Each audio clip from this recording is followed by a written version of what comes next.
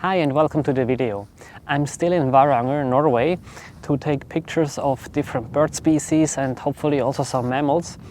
And I actually already managed to take some quite nice shots today, and I want to talk about this a bit afterwards. But I also got a question from somebody that supports me over Patreon, and this person wanted to know how I'm basically finding good locations, how I'm scouting, what I look for in terms of light, background and so on. So I want to talk a bit about that. And this morning I was in the Airbnb and I also needed to clean my equipment a bit. So I want to talk a bit about how I do that, how often and what I look for.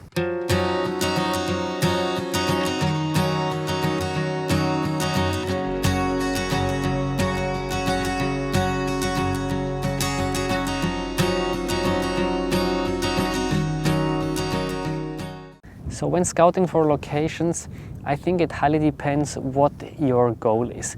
If you want to go for one specific species, I think it's really crucial to know exactly what the habitat requirements are of this species. Obviously, when in the season is the best time, how the distribution range looks like, and so on. So you need to put a lot of research in it. Personally here, I don't have one specific target species. I have one or two that would be kind of nice to have, especially the Arctic fox, but this is more wishful thinking than anything else. But otherwise I'm quite open. There's a lot of shorebirds around, even though it's starting to get a bit late in the season, so keep the season always in mind. But there is many birds around and I'm quite open to whatever I can find. So this means I need to prepare a bit less in this sense, because there's more species that I'm happy with if I can take some pictures. So some useful resources when looking for potential locations for taking pictures are websites like eBird or Artportal in Sweden. And this can give you a first idea. Then just a simple Google search, but not just sticking to the first 3 websites, but going a bit further can help. Sometimes there is like some reports that people do about a trip. YouTube, of course, there is many people that talk about it, and it doesn't need to be the precise location. It can give you already an idea if somebody says it's on Varanger, close to Eckerøy or whatever. This can already be a very good starting point, and what of course also helps if you have like a network of friends. So personally, I don't like to share my locations where I take the pictures online, partly because they're not always the locations I found by myself, and I know that this can just bring the danger, at least at specific spots, that a lot of people will come. So I'm talking about Varanger, I might talk about one or other village, but I will not give you the GPS coordinates. But I will do this for some close friends who I know personally, who I know how they behave out in the field, and that's a limited amount of people, and this is kind of a network. And also for this trip, I was very happy that like 2 or 3 people gave me some tips where I can look for birds, and some of them were very good. Others, no birds around at all. So it really depends also a bit on the season and what happened last year. If there was a golden plover breeding just here, doesn't necessarily mean that it will be here again this year. It's still wildlife, but this can be a good starting point. No matter what you do, how you prepare, I think it's crucial to spend a lot of time in the field. So I usually like to take a bit these smaller roads, drive through there with the car, because many birds, they don't see the car as a big threat, whereas if you walk, they often fly away much earlier. Sometimes you can take nice pictures just out of the car. Or what I try to always have the binoculars on the passenger seat, so that I can at least scan the landscape, look for birds. And then sometimes there's also the point where you just need to stop the car and walk for, can be several kilometers. It really depends a bit on the landscape, what bird you are after. And once you found the birds, it really depends how I actually proceed with taking images. For example, for shorebirds, I often try to go a bit in the area, then look in which direction they are moving, go around and wait on the other side if they come closer to me. And sometimes this works, sometimes not. I was also sometimes laying down somewhere and suddenly shorebirds were flying in, and they landed below the minimum focus distance of my 600mm, so a bit less than 4 meters in front of me. So you just need to be patient, and I think that's something where I also need to improve myself. I'm not a very patient person, but just being out there, spending time in nature, in the habitat, trying to sometimes just lay down and wait what happens can really help a lot. I was also taking pictures of the northern red ear a few days ago, and there it was several birds around. I think it was a family because there were also some chicks. And there it doesn't make sense to go after a single bird, it will just fly away anyway. So I just waited, and usually they jump from one rock to the other or fly from one rock to the other, so you just need to wait a bit and have the luck that one of them is coming close enough to you in a nice pose. So that's also a strategy. Obviously, if I go for ducks or something at the lake, I will just go to a shore and I will just lay down there and wait and hope that the ducks approach me and be in a good light. This is the next point, the light. So today it's quite overcast, it's even a bit foggy. Overcast is great because it means that I have a lot of options in terms of background and light. I will talk about this more in a minute. The fog, however, is not so great because it means that I cannot use a lot of focal length. Before I was taking some pictures of I think it's called Arctic skua. They were a bit shy, so I used my 1.4 extender, giving me 840mm focal length, and the images were just not really sharp. There was too much haze, or maybe even some heat haze, I don't know exactly, but there was too much in the air between me and the Arctic skua. So I actually needed to remove the extender, and it was hard to approach them. They didn't like if I approached them too closely. I need to say it's now already August, so the breeding season is likely over, so I'm not disturbing them during the breeding. But then I just continued to walk around, and finally I found one specific individual that was pretty chilled around me, and I managed without the extender to get really nice shots.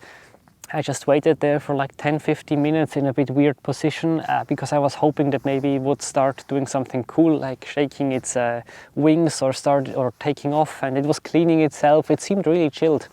And then finally it took off after I think 10 minutes at least, maybe 15 minutes. I still feel my neck a bit, but it was worth it. I got some nice shots when it was taking off. Then I quickly went to the car to get the equipment for doing this video, and also to quickly eat a slice of bread. And when I left the car, I saw this Arctic skua sitting 20 meters behind the car. I took out the 600mm that was on the passenger seat, and I managed to get some shots, and then I went around, and that's where I come back to the overcast weather that is nice. It means you can really shoot from all directions, and this just gives you more options, because I wanted to have the skua like from the side, so that you see it like really from a 90-degree angle, because I think there you have the best like bird shape. I prefer this over the picture from in front, and obviously from behind is not a good idea. And I could also really try both sides basically, and from one the background just looked nicer than from the other, because back here there is some gravel and some rocks which gives like this grayish bright background, and in the other direction I have more of this of the vegetation that is a bit greenish, and I think gives a much nicer look. And if you have direct sunlight, you just don't have so many options. So in many situations I actually like this kind of weather. However, there is exceptions. For example, for shorebirds, if I'm taking pictures at the sea or a lake or river and the water is in the image, often it doesn't look nice if you have this white reflection in the water. Today also it's quite windy, which is not so good for taking pictures, because there is some loons, or at least before there were some loons on a lake here, a bit in the surroundings, and I tried to take some pictures, but it just doesn't look good because you have a lot of waves in the water, no nice reflection.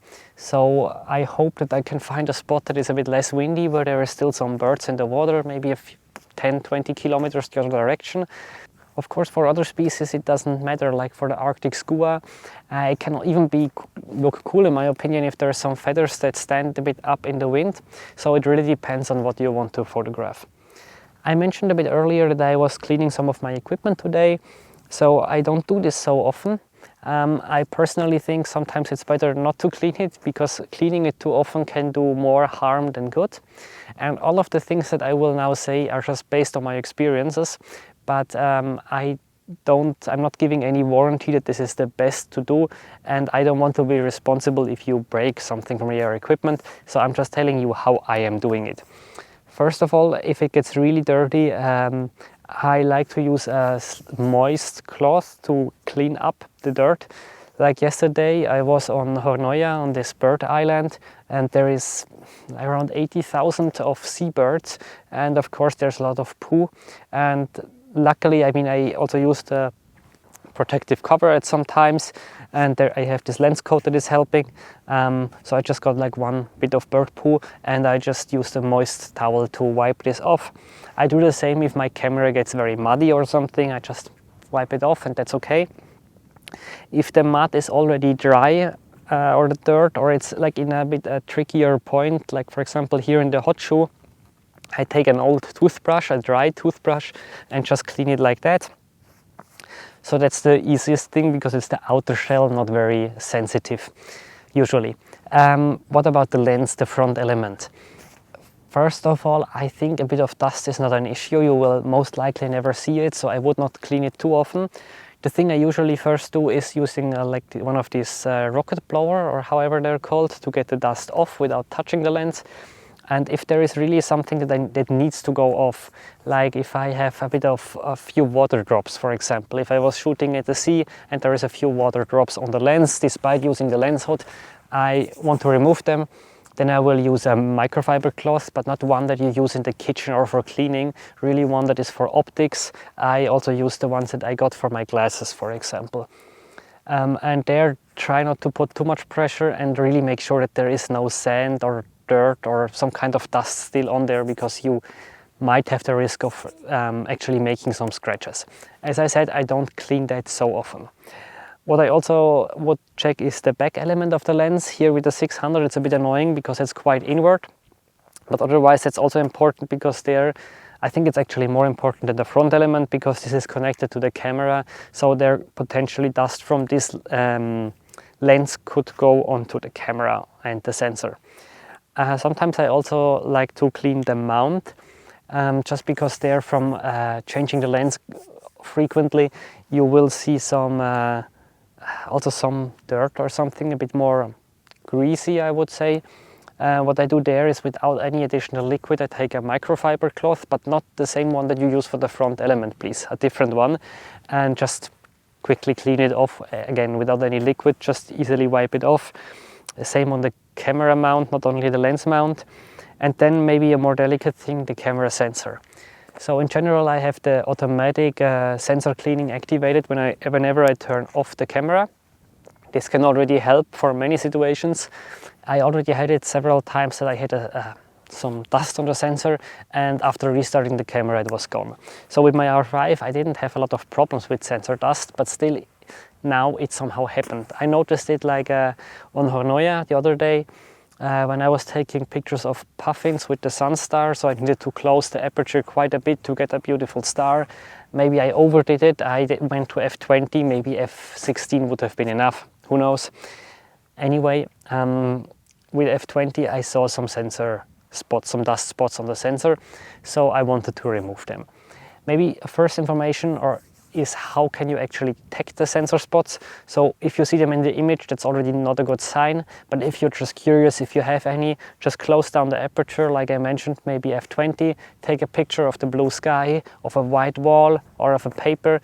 I always recommend, if you take a picture of a paper or a wall, to take pictures where you move the camera a bit, because then you can be sure that if a spot always stays at this point in the image, it cannot be the wall because you move the camera, so it needs to be the sensor. And then you will see these circular dark spots. Now, whether you should do something is always, you need to evaluate for yourself. So if you always shoot with a super telephoto lens, usually between f4 and f8, who cares if you have then some spots on the sensor that you only see at f20. However, if you also do landscapes, sometimes stop more down, this might be important. So I saw them at f20 and I removed them. So first I also used this rocket blower to try to remove them on a really easy way. That didn't work. So what I did afterwards is I just used these sensor swabs. I think the company is called Visible Dust. I put a few drops of the liquid and then swabbed it over the sensor. This time I actually needed to do this several times, so I used several swabs. In the past it was usually okay with just one on my older DSLR cameras, but whatever, I managed to get most of the dust out. I still see a bit of dust at f20, but not at f16, and to be honest, I don't shoot so often at f20, so that's good enough for me. And as I mentioned, with this camera I didn't have so many problems. But yeah, that's basically all I do for cleaning. I would be curious how you do it, if you have other tips. And I will now go a bit out and try to take some pictures again, even though the fog is really coming closer. And so is a reindeer. This could be nice. Let's see. Otherwise, I will go a bit to a different location. Thanks for watching and hope to see you in the next video.